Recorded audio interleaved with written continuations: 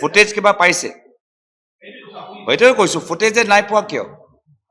BJP এনেকুৱা তেওঁলোকৰ আজিতো তেওঁলোকে মিছাওটো সঁচা দেখাব পাৰে আজিতো এআই আৰ্টিফিচিয়েল ইণ্টেলিজেন্স বহুত তেওঁ মৰ্ফিঙো ক'ব পাৰে ফুটেজে নাই সেইকাৰণে ফুটেজ তেওঁলোকে মুকলিব পাৰে আৰু ফুটেজ আছে মই কৈছোঁ কিন্তু তেওঁলোকে দেখাব বিচৰা নাই নহ'লে হ'ব পাৰে নেকি যে গোটেই পাৰ্লিয়ামেণ্টৰ ভিতৰত এনেকুৱা ডাঙৰ কাণ্ড হৈ গ'ল আৰু তেওঁলোকৰ ওচৰত চিচিটিভি কেমেৰা নাই যি সদনৰ ভিতৰত কিছুমান যুৱক 1-2 বছৰ আগত এনে সোমাই গৈছিল তাৰপিছত খুব ডাঙৰ সিকিউৰিটি বন্দোবস্ত কৰা গৈছিল সিকিউৰিটি খুব তৈয়াৰী কৰি গৈছে আজি সদনৰ জাষ্ট বাহিৰত হৈছে তেওঁলোকৰ ওচৰত কোনো চিচিটিভি কেমেৰা নাই আচলতে আছে কিন্তু তাত যে তেওঁলোকৰ কথাবোৰ মিছা প্ৰমাণ হ'ব সেইকাৰণে তেওঁলোকে মুকলি কৰা নাই মই দুঃখিত যে যি আজি নাগালেণ্ড প্ৰদেশ কংগ্ৰেছৰ আমাৰ নেতাসকলে সেই সাংসদগৰাকীক সমালোচনা কৰিছে যেহেতু সেই সাংসদগৰাকী যি অঞ্চলৰ পৰা আহে ৱাটিং এই ৱাটিঙত মানুহবোৰ আজি তেওঁলোকৰ আৰ্মি কিছু এটা গ্ৰুপ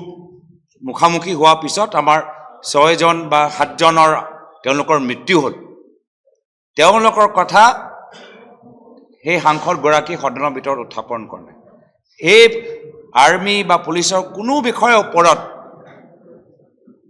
চৰকাৰে কোনো ধৰণৰ ব্যৱস্থা হাতত লোৱা নাই কিন্তু সেই যে 6জন যে মৃত্যু হ'ল আজি তেওঁলোকৰ পৰিয়ালৰ ভিতৰতো কোনোবা ভাতৃ বা কোনোবা এজন